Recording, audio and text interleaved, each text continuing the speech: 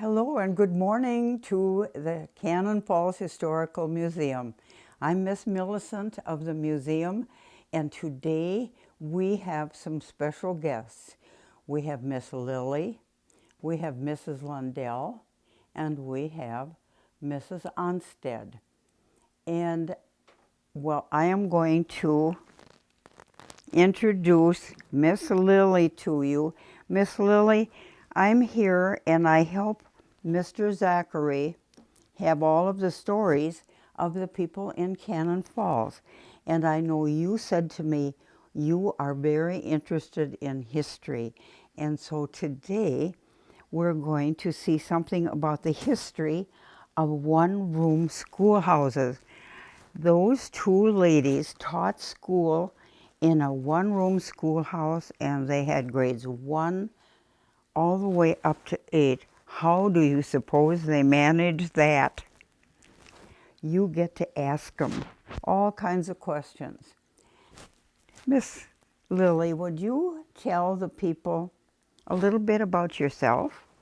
Well, my name is Lily Benson, and I'm 6 years old and a half, and I live near Dakota. No, You live in another town, don't you? La Crosse, Wisconsin, and I'm with my grandma and grandpa. And we want to know who your grandma and grandpa are because they live here in Cannon Falls, and that's why you come to Cannon Falls a lot. Uh-huh. Tell me who your grandma and grandpa are. Grandma and Grandpa Dablo. All right. And now I'm going to introduce you to Mrs. Irene Lundell, and you can go over and sit down in a chair that's just like the desks that they had when they taught school. Now we're going to introduce Miss Lily. We're going to introduce you to these two wonderful ladies who came to have tea with us at the museum. And they're going to tell us a little bit about themselves. Mrs. Irene Lundell. Well, I'm Irene Lundell, and I used to be a rural school teacher. I taught for 13 years, and then decided to get married and not teach anymore, and teach my own at home. I live in the country, and I've always lived there. And when I started school, I had to walk 2 miles to school, so that they kept me home the first year that I should have been in school.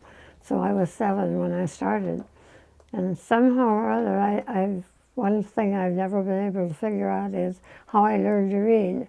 Because when I got to school, I was put in 2nd grade right away. So I never was a 1st grader, so I don't know what they had to do. But it was an interesting experience. One thing that happened to me all the while I was teaching, all the things that happened, everything, it always rained. Like today it's raining too. But anyway, my folks had always told me, don't ever ride with someone you don't know.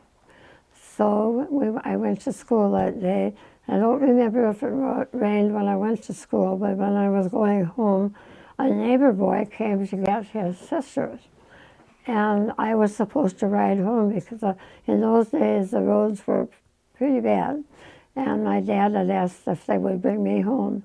And I said, no, I can't go for a ride, I don't know him.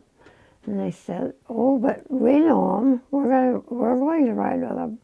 And I wouldn't ride. My dad had to go through muddy roads to get me. And from that time, the day I graduated, and from both rural school and normal training, and when I was married, it rained every one of those big days in my life. And I went to country school then all my life, and I taught in country schools also. And they were both all very different. I taught at 3 different schools. One of them, I went back my last year and taught there. So that's about my history, except that we had to take normal training in order to be able to teach in a country school. And so that's how I ended up being a teacher. It's going to be so interesting to hear your stories. And Lily is very interested in knowing what went on back then. And now I'd like to introduce you to Mrs. Mildred Ohnstead. Hi. Yes, I'm Mrs. Ohnstead to students that I taught for. I too attended a rural school for all 8 years. We went 8 years at that time, and then I went on to high school here in Cannon Falls. But Cannon Falls, when I was in country school, I think way back to 6th grade, I knew that I was going to be a teacher. I just had 5 younger brothers that I would practice teaching to them, or we would have play school. Sometimes we did that, and I just liked the teacher at that time too. I think she was my model mentor, and so as the years went by and into high school, I finished high school here in Cannon Falls, and they had 1 year of training so we could become a teacher. It was very intense study. We studied for teaching all 8 grades, and we did get the chance to practice out in the country. So we went out to the school for 3 weeks. We could practice teaching some classes, and then one day we had all of the classes. So that was exciting. We knew then that we wanted to be teachers.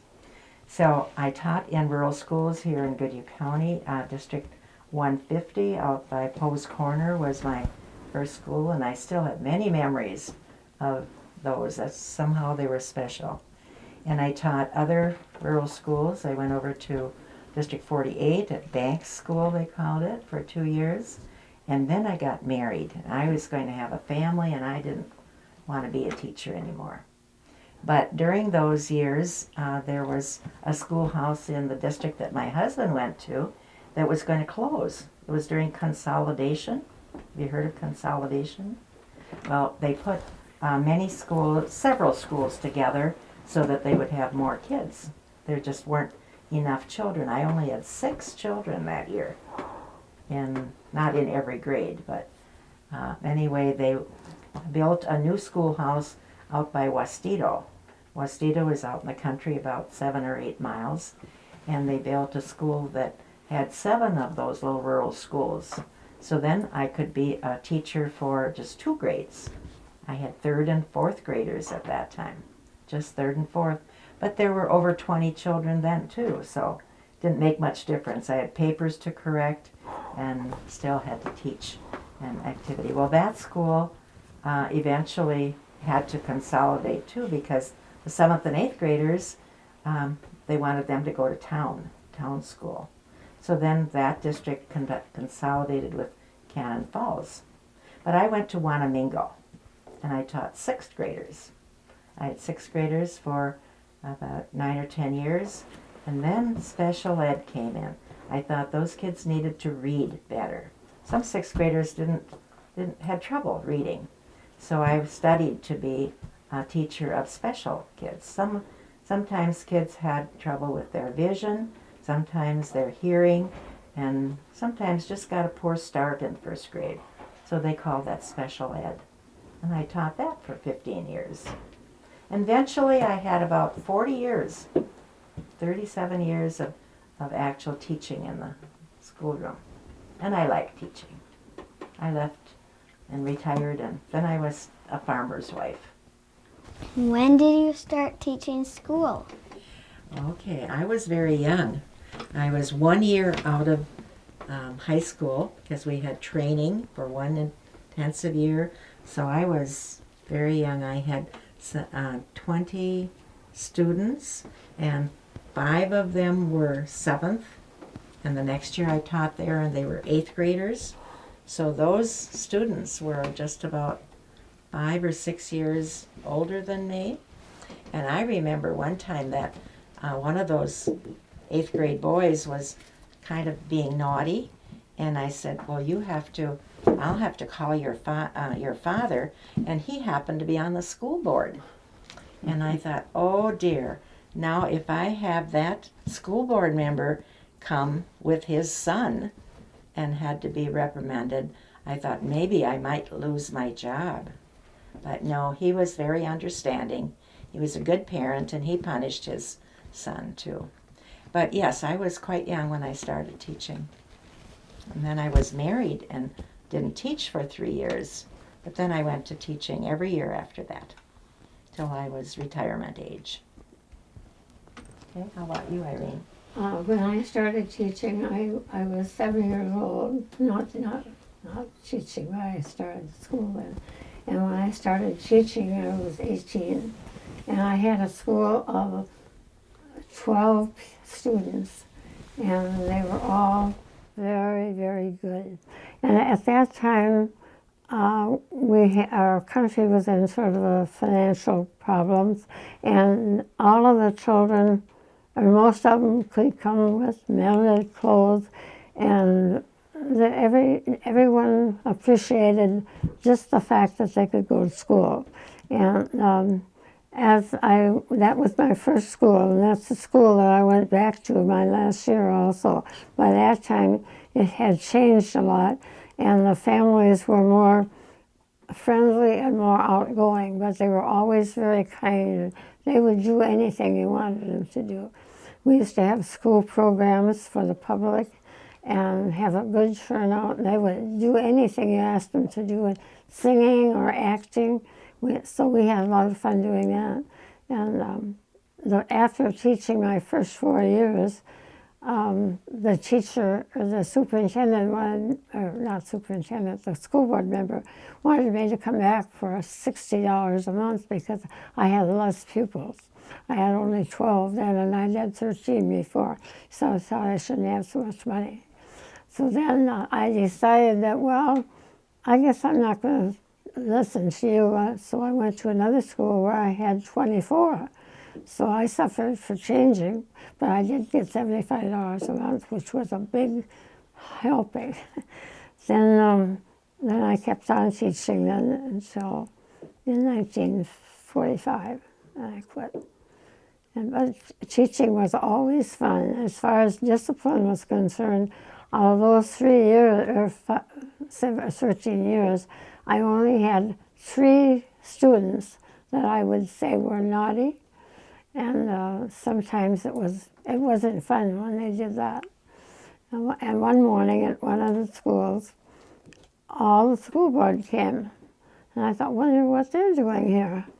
And they came in and discovered that one of the boys who was sort of bullying, like they say nowadays, and he had called one of the boys a nasty name. And the school, because he said, I could kill you. And the father of this boy was talking to the school board about what were they going to do with him. Well, it ended up they didn't do anything but just talk to him and send him home again afterward. But that was the worst mean thing I had all of 13 years. So I thought that was pretty good. I know one question that you had wanted to ask before, and that was, what did they do at recess? Well, at recess, they had depends on the weather. When the weather was kind of like today or snowy and real bad, then they had to stay in because it was too much trouble to put on boots and overshoes. We only had a 15-minute recess. Then on nice days, they would play, and with the snow, they'd always play Fox and the Goose. And then other days, they'd play ball for every minute they could possibly get in to play. And they would play softball, kickball, and even soccer ball, which was unusual at that time. There weren't many who were doing that. So they had good times then. And then they'd always have a little lunch. They'd bring their lunch to school in pails, and it was hanging on a shelf, and they'd go out and open their lunch bag real quick and grab a cookie or something and have lunch.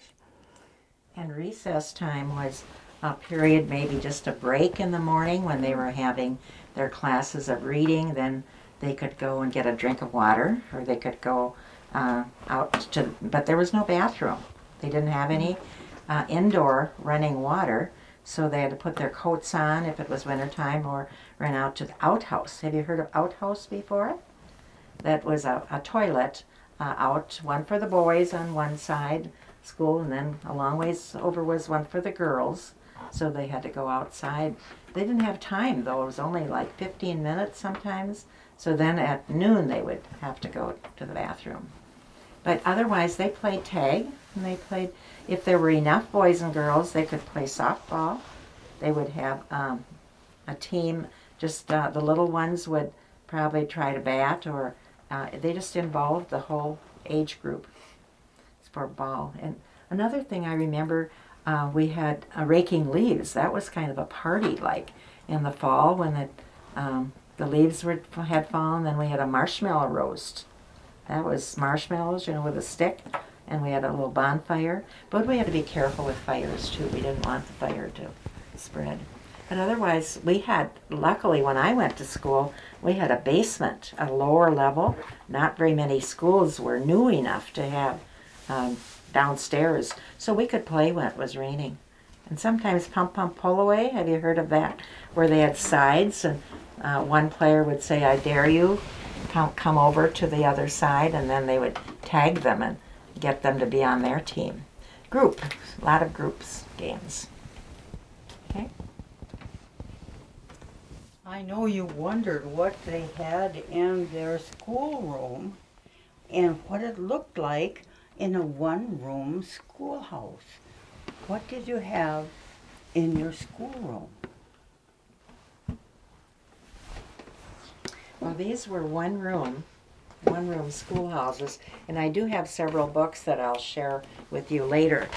There's a fellow called Doug Ullman that made a book about schoolhouses in Minnesota. And those buildings were out in the country usually, and some of them are still standing, not very many, but there would be buildings that look kind of old right now because they're, if they're standing there a long time. Inside we had pump organ. Have you seen any of those organs where you have to pump with your foot in order to play notes like this? There aren't many of those around nowadays.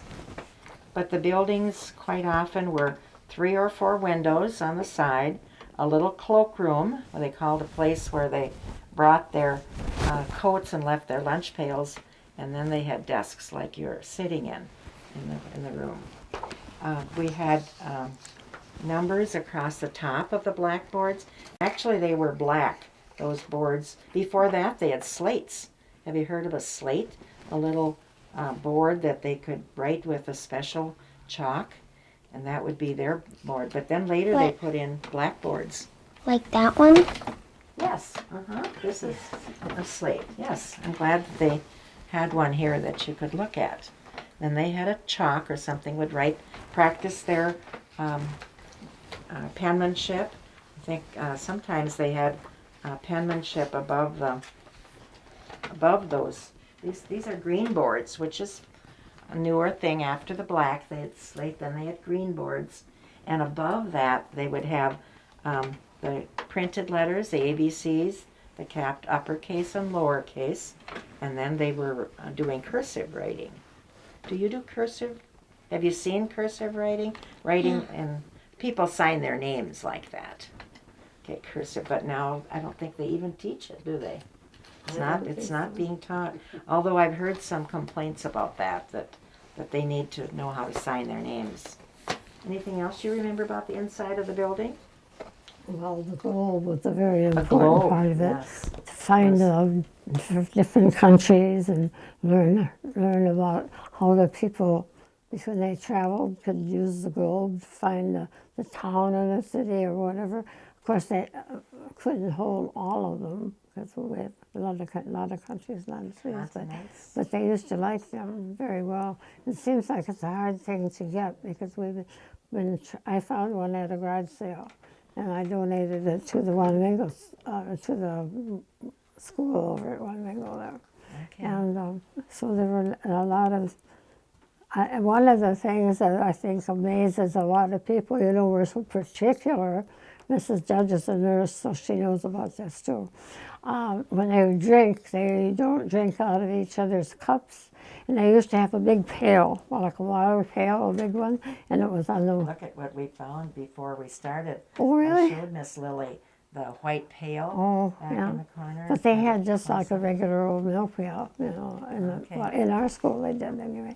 And then they had a dipper, and they could go and dip the dipper in the pail and take a drink, and the next one would come and take a drink out of the same dipper and the same one. It went that way. And there were some children who had cups like they have in the service, a collapsible cup. A lot of them had parents that had been in World War I, and some of those their dads had left of us, and they would bring them to school. But then they'd have a pocket, maybe they'd stick that in, and who knows where that pocket had been last. And that was one of the things that a lot of people have been looking for historical But a buildings. dipper like that one in the pail there, the children had to drink from the same dipper at first. Yeah. And then they would catch a cold. If they had a cold, their nose would be running, and maybe they'd get the germs right on the dipper. And the next one had to drink from that dipper. That wasn't very sanitary, was it? No. But sometimes they didn't have a well at the school building. Some did. But we'd have to send the children over to the neighbors, and they would carry this pail. And sometimes they put a stick, and so each one that held a stick on each side, and the pail was in the middle. Can you imagine water slashing out of that pail? They didn't come back with a full pail of water, did they? Okay. We were talking about recess a few minutes ago. During that recess, they could go get a drink of water. Then we would put water on the stove so that it would be warm for washing their hands at lunchtime. What do they have for lunch? Well, we didn't have hot lunch like they have now. And have you been to, in school when they have a full meal at noon? No, they would bring lunch in a lunch pail, and they had many different kinds of pails. Some had syrup pails, were just like a half gallon or a gallon pail, where they would pack the lunch like sandwiches. Fruit, there were apples. They had apple orchards on their farms. Sometimes, though, we did have group that could make a lunch, hot lunch. We said hot, just because it would be warm. They'd bring a baked potato, and sometimes they put it in the ashes of the stove. But we haven't talked much about the stove. We can do that later. But the stove that burned wood had ashes on the bottom, and that was hot. So maybe they were already cooked, but they kept them warm in the ash. Sometimes Mom sent soup from the night before. If they had soup left over from supper time, she would put it in a pint jar container, and we set it in hot water because we had a pan above the stove. I was talking about this round stove that had a flat top, and they put hot water. The water would be hot, and they could put their soup in there, and they'd have hot lunch. Maybe you remember some things. We had a better stove than you did. We had one that had a whole complete grate on top of the stove, and they would always bring their potatoes all washed and put them on top of the stove in the morning when they came to school, and that way they would be all done and ready to eat. And they also used the little glass jars. And I was just saying about one of the little boys at a school reunion. He came to me and he said, "Would you like to know what was the best thing I enjoyed about country school?" And I said, "No," and I kind of wondered, do I want to know? But anyway, I said, "No, what was it?" He said, "The smell of baked potatoes at noon." And that was what he really enjoyed. And it did smell good. It would make me hungry too. And we were country teachers usually. We were boarding out somewhere, So they would pack a lunch for us too. And I was so lucky because I had such good lunches. Wherever I taught, the people packed such good lunches. So it was fun to eat at noon. By that time, you were ready for it. Except when you had a 7th grader that come with an orange and say, "Would you please peel my orange for me?" And I thought, you big guy, you could peel your orange. But sometimes I peeled it anyway. So lunchtime was important. I have one other story about the lunches. In those days, families didn't go to town and buy fresh fruits and vegetables all the time. This one family, they were poor, and that day he had a half a banana in his lunch pail. And during the day, the school hour, if someone had to go to the bathroom or they had to leave the room or anything, this other girl who didn't have fancy lunches, and this other one wasn't fancy either, but it had a banana in it. Anyway, she had gone out and taken the banana out of this boy's lunch pail. When they come to have dinner, the boy was so happy he was going to get his half banana, and no banana in there. And this girl had stolen the banana. And that's a story that if you talk to the people who went to school there 50 years ago, they'll tell you about the banana story, because she never owned up to the fact that she had done it. And we couldn't prove it because we didn't see it, you know. But he didn't get his banana for dinner. It was sort of sad, because he wasn't a little boy either. He was probably about 6th or 7th grade. He could have done more damage. It could have been a bullying event. But no, he didn't get the banana. I'd like to change the subject just a little bit, leading from her comment about the people that you lived with or stayed with had made your lunch. When we taught, it was too far to walk to the schoolhouse where we were teaching, so we would have to pay the neighbors to stay overnight, stay during the week, instead of going back and forth to our home, wherever our parents were.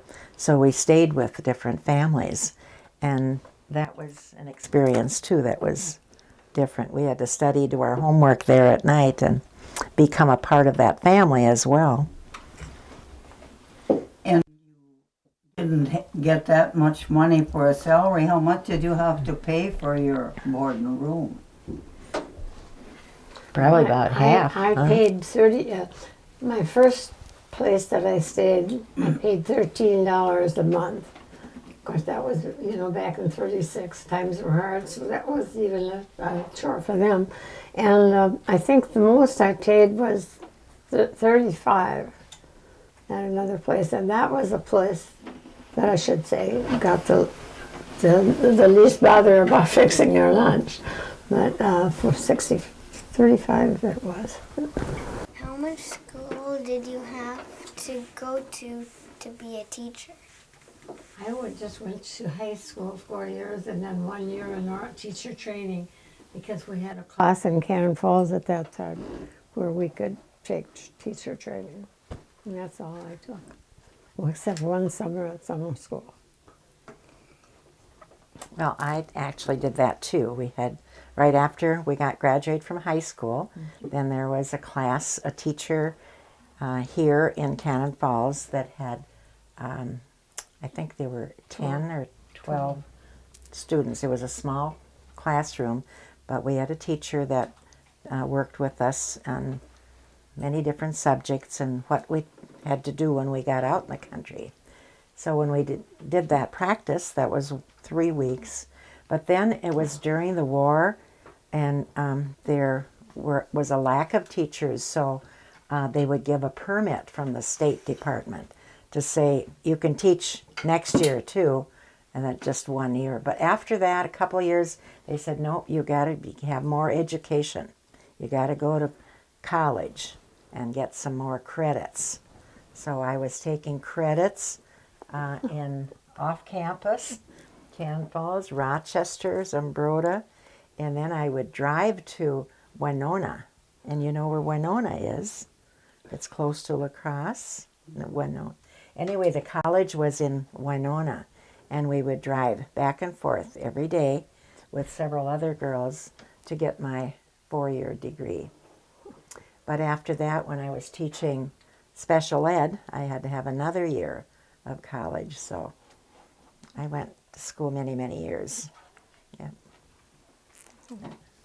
I saved my certificate that I got to be able to teach for 3 years. And Mr. Diepenrock said to me, well, hang on to it, he said, and wait until your time is up. Well, then I got married, and so I never used it. So. I got married then, too. They didn't like to have married teachers to work. They thought they would just be raising children, and they wouldn't have time to teach children. So, Yeah. And if you were married, you lost your job? Mm-hmm. I think I have, maybe the museum maybe has that poster someplace that gave all the rules about what you had to abide by if you were going to be a teacher. I have that. Have you? That was rather interesting. My grandmother used to board the teacher. Then that's a long time ago, because that would wait. See, when my mother's been gone now for a long time. Well, anyway, she didn't like people playing cards. And there was a teacher that lived there. And of course, you know this antagonism about Catholics and Lutherans, and she was a Catholic. And that made Grandma kind of mad too. And she'd always have a deck of cards to play. And her boyfriend could come once a week. He could come to visit once a week, and they'd play cards. And she'd put them under the table where there's a place we can stick stuff, you know. Grandma would take them the next day and burn them. She wouldn't get by with that nowadays. But she burned the cards, and the next time the teacher came back, she'd have another deck of cards, so it didn't help them. But they didn't keep them as long a time then like it was now. It was always a month or the whole year at a time. But there are a lot of funny things that happened. And a boyfriend couldn't come during the week unless he went to church on Sunday. If he went to church, then it was okay. Then he could come to visit once during the week. So the teachers had rules too. You were talking about the heat in the schoolhouses. 2 of the schools where I taught had oil burners. But the first place had a wood stove, and I'd have to go out in the woodshed in the morning and split my kindling before I could start the fire, unless I did it the day before. Were you wondering about heat in the building? How they got the schoolhouse warm? The stoves? Have you heard anything about that? Yeah, they had stoves, she said, that burn wood. So a wood furnace, you'd have to put wood into the furnace. And then sometimes they had oil after that.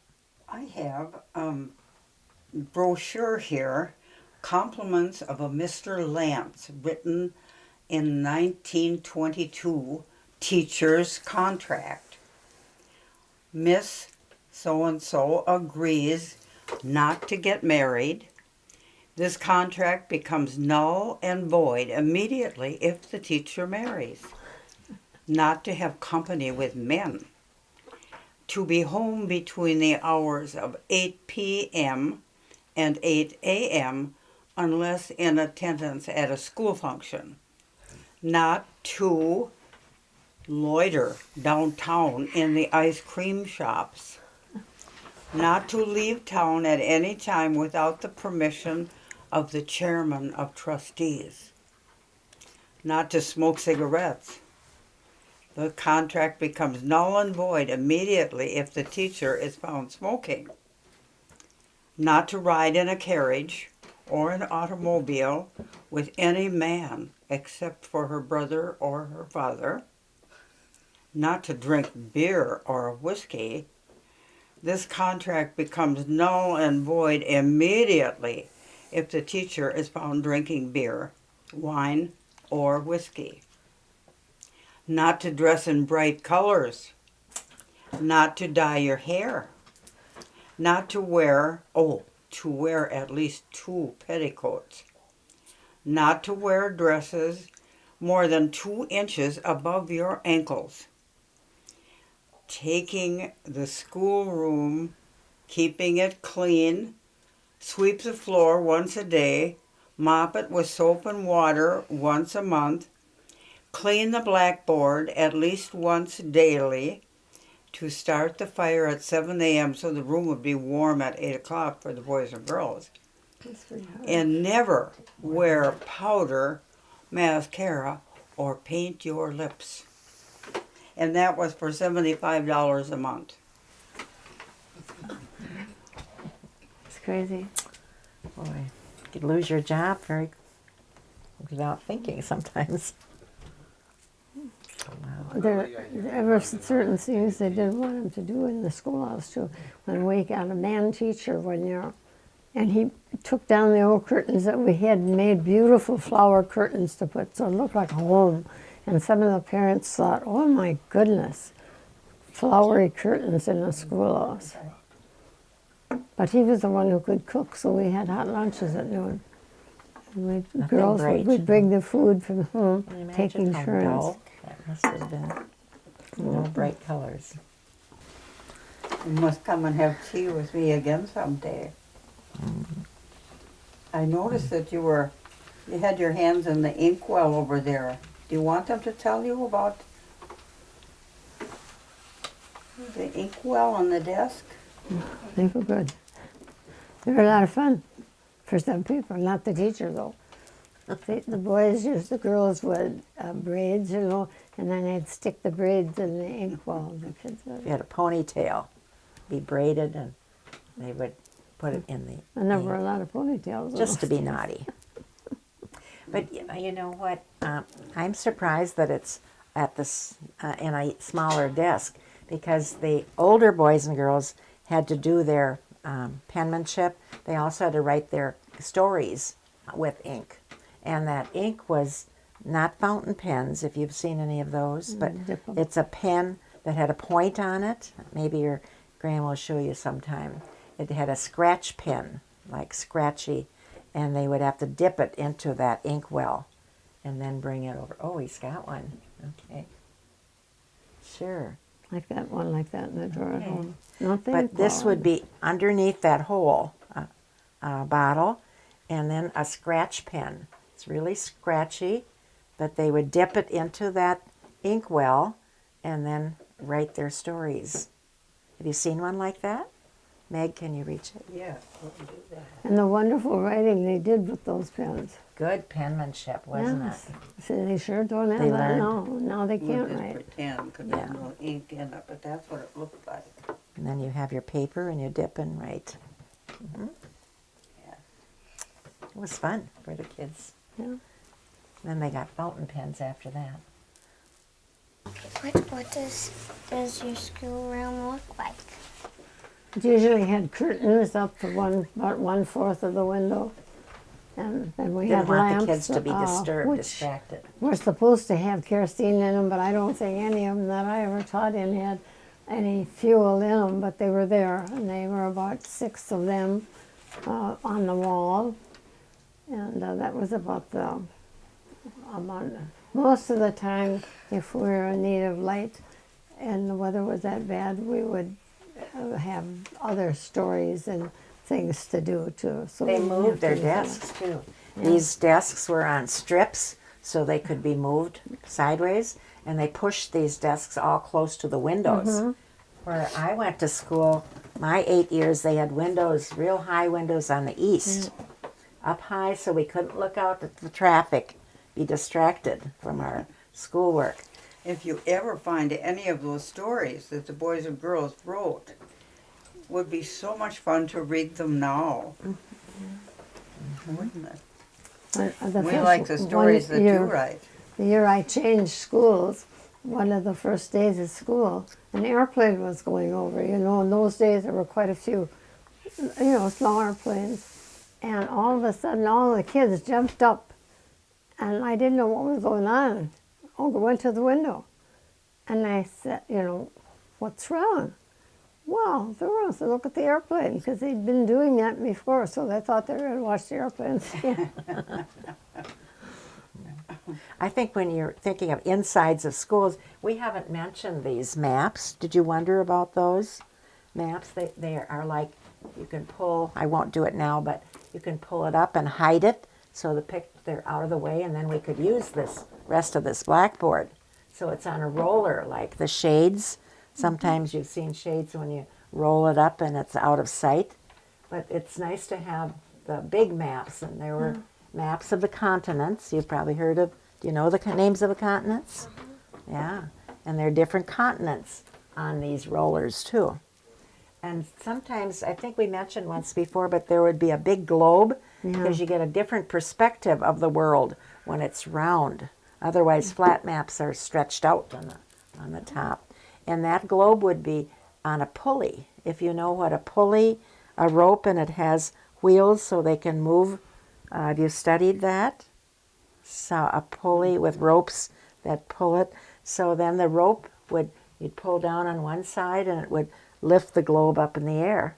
So then it was out of sight and out of the way. Because our rooms weren't very big. And sometimes we had over 20, 30 children in a room. Well, that was always fun to look at the globe, though, you know. The kids want to pull that pulley, pull it down. But you get a better perspective of the world and the continents when you can see it on a round perspective. Anything Miss else? Lily, I think we should thank those ladies for coming and visiting with us and having tea with us. Thank you for coming and having tea with us. You're welcome, Lily. Irene. And I applaud you for your hard work and your sense of dedication for all of those years of teaching country school in a one-room schoolhouse. And I also want to thank you, Miss Lily, for coming and being our guest at the tea party today. Thank you so much. I have one student that I had in school that I don't think anybody ever had. I got to tell you about him. He was, when he started school, teachers would have the kids come up front to recite their classes. Well, when he came to school, he wouldn't come up. So the teacher asked the father, "Can I do anything I want to make him come up to class?" And he said, "Anything but spank him." And of course, the boy heard it. And all the years that he went to school, he never came up to recite at a class at any time. And when I went there, he was about 12, I think, about that time. But he'd never been in class, still hadn't been in class. So, and I knew it when I came there, so I knew what I was dealing with. So when he would come to school in the morning, he'd come in the entry, he'd take his coat off and hang it up on a hook. And his sister would come along and he'd do like this, and she'd give him a push, and he'd go in and sit down and sit like this for a while, and then he'd finally look around a little bit. And he sat like that all day long, except when he was to go out for recess or anything that everybody went with. Then he would get up and go out. But then when he came back in again, she'd have to give him a push so he'd come and sit on the seat. And he did that all his time that he went in school. He never, and he wasn't, we gave him seat work, something to do. I would say he probably did on the average of a 5th grader, just by listening to the other children. But can you imagine doing that and being normal, going out and play? He'd go out and play with the kids and have a good time. He could swear a little bit too. He was kind of a different guy. One more thing, Meg, I would like to call attention to this collection of stories that are included in this book. You have one here in the library, so that's good. I see it there, Rural Schools. Another gal and I edited, and we had a couple gals help too, but we started the idea of having a collection of stories. Our teachers had stories, students had stories they told, and so we wanted to put them into a book and publish it. So in order to do that, we did a little bit more work, and this was done in 1998, so it's almost 20 years ago. But we didn't have the technology. We just used a copy machine, and so it's not digitized, and we couldn't make another book like it. We printed 450 books, but they were sold within 3 months, I think, for the people that had been teachers or had attended school. There is one in every library, and museum, hopefully. So the stories are interesting. And sometime you come to visit your grandma, ask her to come and read some stories to you. Okay? Agree. Well, Miss Lily, you have been wonderful. It's been a long time, but you were Yes. very patient and good. Thank you for that. Would you like to go to school back then? You think it would be fun? No. Tell them where you go to school. At home, home school. Oh, you're homeschooled. Lily is homeschooled. Well, I think that's wonderful.